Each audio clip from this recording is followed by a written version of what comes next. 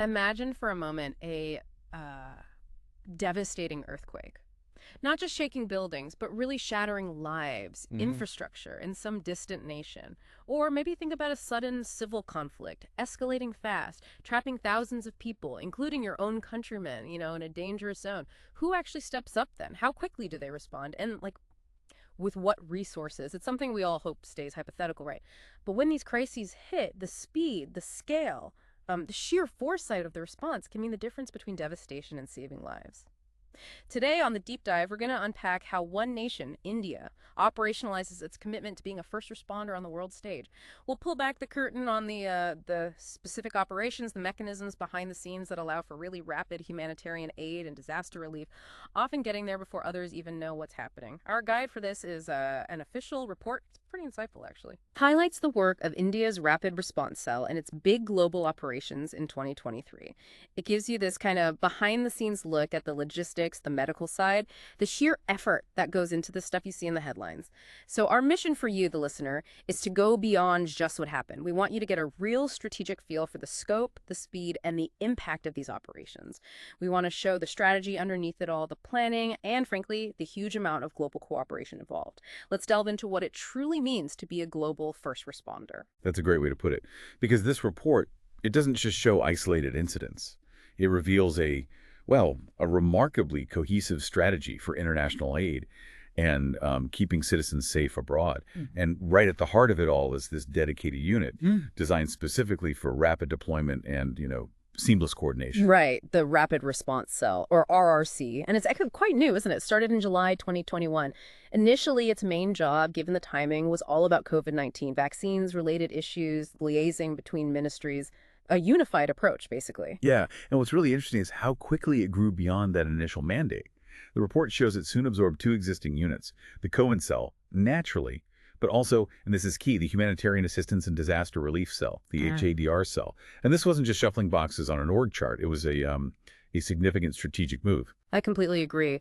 When a country decides to integrate its disaster response and its humanitarian aid into one single central unit, well, it says something profound. It's not just managing one crisis anymore. It's about building this robust, agile mechanism for any future crisis: health, natural disasters, geopolitics, whatever comes next. What does that centralization really signal about a nation's priorities? What's fascinating here is how the structure itself allows for that swift, coordinated action. Ever. It connects domestic know-how with international needs fast. See, putting these things under one roof means recognizing that different crises, pandemics, earthquakes often need similar logistics, similar diplomacy, similar resource mobilization. So by consolidating, you're not just cutting duplication, you're streamlining decisions. You can deploy resources much faster in a more integrated way. It signifies a shift, really, to being proactive, not just reactive, a much more impactful global presence. Think about it. Historically, disaster relief might have been split. Defense, foreign affairs, health, causing delays. The RRC pulls it all together. One decision point. Yeah. Mobilize SAR teams, medical units, diplomatic clearances, all at once. It's a paradigm shift. It cuts response times dramatically, hours, even days. And in a crisis, it's life and death. And you have to think the sheer scale of the COVID pandemic probably hammered home the need for a unit exactly like this. The global reach, the need for coordinated international responses. It shows real foresight, doesn't it? Not just reacting, but using that crisis to build something lasting, something adaptable. Precisely. The pandemic exposed weaknesses globally. Setting up the RRC then was really proactive, visionary even. It laid the groundwork for India to really step up its commitment as a first responder, not just regionally, but far beyond. And that term, first responder, it's more than just a label. It's an operational commitment. Being available immediately, being proactive, having the capability to deploy complex resources fast. Yeah, this is where it gets really interesting. It's not just reacting, like you said. It's about a core identity. Declaring yourself a first responder internationally isn't just promising help. It's promising to be among the first ones there with everything needed, self-sufficient. The RRC, with its integrated structure, is the engine that makes that happen. It's really compelling to see it in action through these operations we're about to look at. Exactly. It's the operational side of a strategic vision, making sure that when a crisis hits, the framework is already there to mobilize quickly, effectively, and with great coordination. And 2023, as this report details, was a major test of that capability. It really showed the RRC's resilience and adaptability. What a test indeed. 4 huge, distinct operations in 2023, really pushing the limits, plus lots of other crucial, maybe less publicized efforts. Let's start with one of the biggest global events of the year, Operation Dost, a perfect example of rapid response. Operation DOST, yeah. Launched in February 2023. It's almost a textbook case of a fast, comprehensive, and truly impactful response. Yeah. February 6th, that massive 7.7 magnitude tremor hit southern Turkey and Syria. Unimaginable destruction.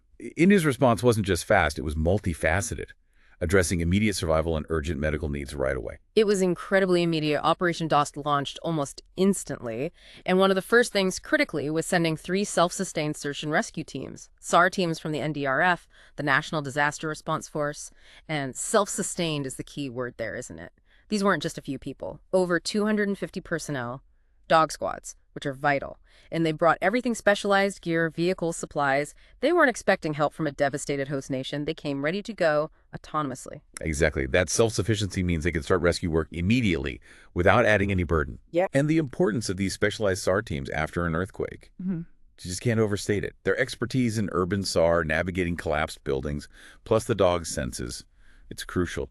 Humans and dogs working together, sifting rubble, finding signs of life in tiny spaces, and also, sadly, recovering those who didn't make it, providing some closure. The report mentions their direct impact, rescuing 2 young girls alive from the debris. Incredible. And retrieving 85 bodies. That shows the precision, the training, the mental strength needed for that kind of work. Absolutely harrowing work. Immense challenges. Aftershocks, unstable structures, lack of light, the emotional toll. The NDRF teams were prepared for all of it. And beyond the SAR teams, the medical response under Operation DOST was just as impressive. A 30-bed, fully self-sustained field hospital, set up and run by a 99-member Indian Army team, again, self-sustained. They brought their own medicines, advanced equipment, vehicles, ambulances. This wasn't just first aid. It was a proper hospital deployable anywhere. It's exactly right. The report details its capabilities. Right. A fully functional operation theater essential for emergency surgery, X-ray facilities, ventilators, cardiac monitors, even its own 247 oxygen generation plants. Yeah. That level of self-sufficiency is critical, where local infrastructure, hospitals, power, it's all gone or severely damaged. And the fact this one mobile hospital treated around 3,600 patients, it just shows the huge need and the incredible capacity India deployed in that dire situation. High-level care for people who'd lost everything. And it wasn't just expertise, it was material aid, too. 8.8 tons of HADR humanitarian assistance and disaster relief to Turkey. Medical gear, relief materials, and for Syria, where needs were also critical, even more. Yeah. 28.8 tons, emergency meds, disaster relief stuff, but also, like, baby food and generators. Really thoughtful. The logistics of delivering that much aid, different types of aid, to 2 different countries at the same time, right after a quake.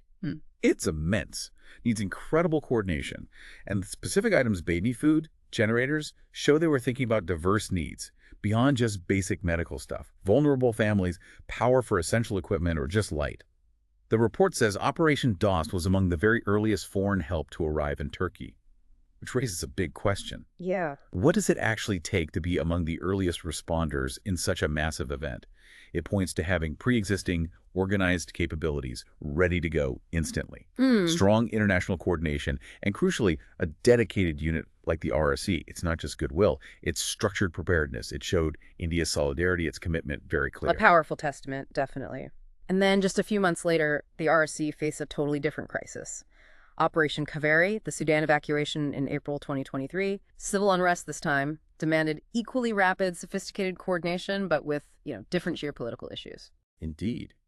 That Sudan crisis blew up fast, April 15th. Quickly became widespread unrest, armed conflict. The immediate response was forming a dedicated Sudan crisis management group. Key people from the ministry, relevant Indian missions, the Integrated Defense Staff, HQIDS, their job, assess the situation constantly, monitor it, and most importantly, create a comprehensive evacuation plan for Indians and others trapped there. That immediate action shows a really effective multi-agency approach, which is vital for these high-stakes operations.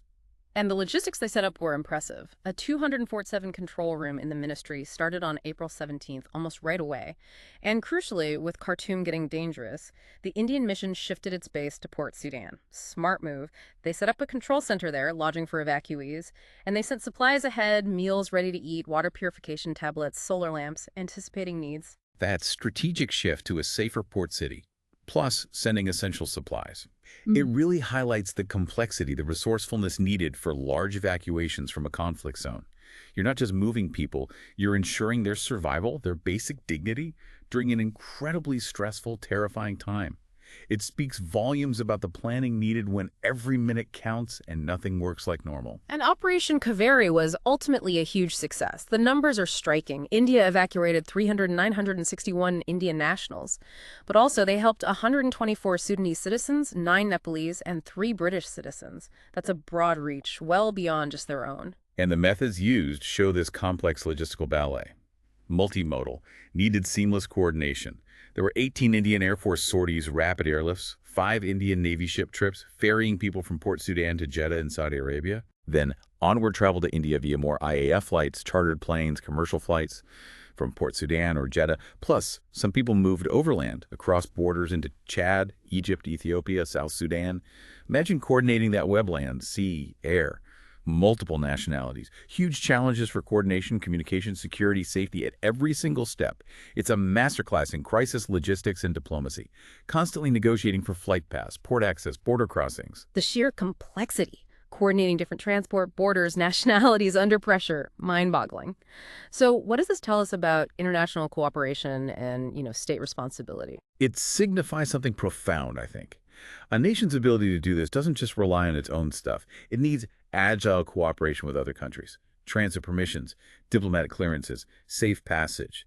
It shows a deep commitment not just to your own citizens, but to a broader humanitarian principle, helping anyone caught in the crisis. That builds serious diplomatic capital, reinforces your reputation as a responsible, capable global player. And, importantly, even amidst the evacuation chaos, India sent 23 tons of medical aid to Sudan, showing that the needs of the affected country still mattered. Right. Okay, so switching back from conflict to natural disasters, we then had Operation Karuna in May 2023. Cyclone Mocha hit Myanmar hard. This one reinforced India's first responder role and also its neighborhood first policy. Yeah, this operation is a perfect example of policy translating into action. Neighborhood first means prioritizing immediate help to neighbors in crisis. Under Karuna, India provided 40 tons of medical supplies and relief materials, and the delivery method was key here, mostly via Indian Navy ships. INS Shivalik, Kamorta, Savitri, Garial showed real versatility. Using naval assets makes so much sense for a country like Myanmar. Lots of coastline, land infrastructure often gets wrecked by cyclones. Ships can bring aid closer, maybe even directly to affected coasts, bypassing damaged roads or blocked airports. And the range of stuff they sent: food, tents, generators, clothes, water pumps, medicines, tarpaulins, hygiene kits, even wheelchairs and face masks. It shows a really deep understanding of post-disaster needs. It wasn't just basics. Absolutely. That detailed list shows a careful assessment of immediate needs after a major disaster. It's about survival, yes, but also dignity, preventing disease, supporting health in a tough environment, and the Navy's ability to deliver that diverse payload, often right where it's needed most on the coast. It makes naval assets indispensable for this kind of response. Really shows India's adaptable aid projection. And then finally, for the major operations of 2023, the RSC swung into action again for Operation Ajay in October. This was in response to the escalating crisis between Israel and Palestine starting October 7th. Another complex evacuation, similar in ways to Sudan, but with its own distinct geopolitical context and really delicate logistical challenges. Operation Ajay launched incredibly quickly, October 11th, to help Indian citizens who wanted to leave Israel get back on special charter flights. Setting up support systems fast was crucial in that high-tension situation. A 24/7 control room started in the ministry on the 11th itself, monitoring, getting info out, providing help, and critically, the embassy in Tel Aviv and the representative office in Ramallah both set up 24/7 emergency helplines, covering different areas, ensuring access. That dual helpline strategy makes a lot of sense. Right. Smart. Covering different areas, making sure people could get through whatever they were. And it worked. They brought back 1309 Indian nationals, 14 OCI cardholders, overseas citizens of India, and 20 Nepalese citizens. 6 charter flights got them out. And it was a nice touch. The Minister of State, MOS, RRS, personally meeting them at the airport in Delhi, adds a human element. If you connect this to the bigger picture, these evacuations, Sudan, Israel, Hmm. they really highlight the complexities of keeping citizens safe in a volatile world. The goal was similar to Kavri evacuation, but the context in Israel, the logistics, very different, needed delicate diplomacy, swift action in a tense environment. And including OCI holders and Nepalese citizens again shows that broader humanitarian outlook, protecting more than just Indian nationals, reinforces that first responder identity beyond just national interest, a testament to rapid deployment and coordination across continents. Right. And it wasn't just these four huge operations that defined 2023 for the RRC. India's humanitarian work went much further, often as a first responder to smaller but still critical crises. Let's talk about Nepal first. Absolutely. A strong earthquake hit western Nepal, November 3rd. Prime Minister Modi immediately expressed anguish, offered all possible help. That triggered the Neighborhood First policy again, in practice. India sent the first batch of aid, over a ton of medicines, 10.5 tons of relief material just 2 days later, November 5th, shows that immediate substantial help to a close neighbor, highlights readiness and proximity. And it wasn't just one delivery, right? The report details cumulative aid, sustained support, totaling over 4 tons of medicines and 31 tons of relief materials, food, tents, tarps, hygiene items. Delivered in 4 separate shipments, shows an ongoing commitment. That sustained delivery is key. It shows they're constantly assessing needs on the ground, committed to supporting the recovery process, not just the initial emergency. It's a strategy that goes beyond just immediate response into actual recovery aid, essential for building resilience. Then, in a really sensitive situation, India also provided humanitarian aid to Palestine after the Israel-Hamas conflict started. Yes, despite the complexities, India maintained a strictly impartial humanitarian stance. They sent 16.5 tons of medical aid and 54 tons of other humanitarian aid in 2 lots for the people of Palestine in October and November, delivered via IAF C-17's big capacity, rapid deployment. The items included life-saving meds, surgical supplies, ECG machines, tents, sleeping bags, tarps, sanitary items, water purification tablets, a whole range. It clearly demonstrates that impartial approach in a conflict zone, focusing solely on the acute needs of civilians, primarily medical and shelter needs there, shows commitment to humanitarian principles even when things are highly charged. That impartiality is so important, making sure aid gets to those who need it, regardless of politics. And then, completely different part of the world, Papua New Guinea. Right. December 21st, India sent AGDR supplies after a major volcanic eruption there. This really shows India's expanding reach, even to distant island nations. The supplies included 6 tons of medical aid, essential meds, surgical items, sanitary pads, antigen tests, mosquito repellents, baby food, plus 11 tons of disaster relief tents, sleeping mats, hygiene kits, ready-to-eat meals, water storage. Really comprehensive aid, addressing both health and immediate survival needs like shelter and food, tailored to the specific challenges of a volcanic eruption. It's truly remarkable when you look at the sheer breadth of countries India helped in 2023. It's not just the big disasters, it's this consistent, widespread support network. So what does all this mean for India's role in global partnerships? It means India's humanitarian footprint is genuinely global, across continents, responding to all sorts of needs, often quietly, efficiently. The report mentions that beyond the big ops, India supplied general and emergency medical aid to Fiji, Malawi, Palau, Peru, Sao Tome and Principe, Suriname, and Ukraine in 2023. That highlights a steady commitment to global health security, recognizing that a health crisis anywhere affects everywhere. And beyond medical aid, also 10,000 metric tons of wheat to Afghanistan. A big commitment to food security, another critical part of aid. These smaller interventions, maybe less headline-grabbing, add up. They show a consistent, deeply ingrained commitment to global well-being and building strong international partnerships. It's clear that alongside the immediate crisis response, India is also looking at long-term impact, sharing its own successful models. Which brings us to this really fascinating initiative, the Conference on Pradhan Mantri Bharatiya Janaushadhi Parijana, or PMBJP. This is a fantastic example of, soft power and knowledge transfer, moving beyond just giving aid to sharing successful, scalable models that can actually transform public services elsewhere. On February 24th, the ministry, working with the Department of Pharmaceuticals, organized this big conference on PMBJP, and the attendance shows its significance. Heads of missions from 91 global South countries came in person. Over 110 Indian heads of missions joined online. Huge reach. Plus, the External Affairs Minister and the Health Minister were there, underscoring its strategic importance nationally. And for anyone listening who doesn't know, PMBJP is this flagship healthcare program in India. It offers a huge range of generic medicines at really affordable prices. It's been transformative for access, and the whole point of the conference was to show the benefits, the success of this scheme to those Global South participants, to encourage them, basically, to think about copying it, adapting it in their own countries with India's support. It's about empowerment, not just charity. And this raises a really important question looking forward. How can sharing successful domestic initiatives like PMBJP become a powerful, sustainable form of international cooperation, especially for the global south? It's about more than just money. It's empowering nations to build their own resilient healthcare systems, moving away from reliance on external aid. Think about the impact of widespread access to affordable generic medicines globally. It could revolutionize public health, cut costs, make treatments accessible to millions who can't afford them now. That's a massive contribution to global health security beyond immediate crises. It's systemic, long-term improvement, and it builds goodwill and cooperation for years. Strategic diplomacy. Absolutely. And speaking of global health, we have to mention Vaccine Matri, Vaccine Friendship, an initiative that really put India on the map during the pandemic as a key global health contributor. Definitely. This huge program started back in January 2021. India supplied a colossal 30.12 crore doses. It's over 301 million doses of made-in-India vaccines. And not just to a few countries, to 99 countries and 2 UN entities worldwide, a massive commitment to global health equity.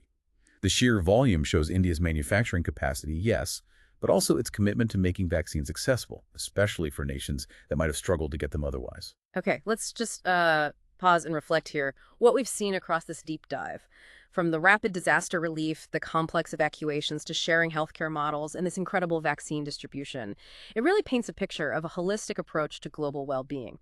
Remember, the RSC's initial job was COVID and vaccines. Vaccine Matri fits right into that global health security role. Over 300 million doses. It's staggering. It undeniably cements India's place as a major, indispensable contributor to global health security, especially for nations often left behind. It really connects all the pieces we've talked about: immediate rapid response in a health crisis and sharing sustainable models for long-term health benefits. It really does. It shows this seamless blend of emergency response and long-term capacity building, how a nation can be both a quick responder and a steady partner in global well-being. What an incredible deep dive this has been. We've really peeled back the layers on the initiatives and operations that define India's proactive role as a first responder. We started with the Rapid Response Cell, how its creation in 2021 and its centralized structure enabled that swift, coordinated aid moving from reaction to proactive readiness. Then we went through those 4 major 2023 operations. Dust in Turkey and Syria with SAR and medical aid, Kaveri, that complex Sudan evacuation, Karuna delivering cyclone relief to Myanmar, and Ajay getting citizens out of Israel. Each showed logistics, diplomacy, and that broad humanitarian outlook. Yeah, and we stressed it didn't stop there. We looked at the wider footprint: sustained aid to Nepal after the quake, impartial aid for Palestine, support for distant Papua New Guinea after the volcano, plus that consistent medical and food aid across continents, often quiet but effective. And finally, those forward-looking contributions. Sharing the PMBJP affordable medicine model with the Global South, and the sheer scale of Vaccine Matri supplying over 300 million vaccine doses globally, a huge commitment to health equity. Essentially, it all shows a nation's ability to quickly mobilize resources, expertise, diplomacy, all geared towards addressing immediate crises and promoting long-term well-being globally, turning vision into tangible, life-saving action. So, as you, our listener, reflect on all this, think about the implications. How does knowing about these efforts change how you see international relations, humanitarian aid, the role nations can play? And looking ahead in our interconnected world with its complex challenges, climate disasters, health crises, what more is needed? What innovations, what collaborations could boost the world's collective rapid response capability? And maybe what role could new tech AI, data analytics, better communication play in making these vital operations even faster, more targeted, and ultimately more impactful in the future? Something to think about.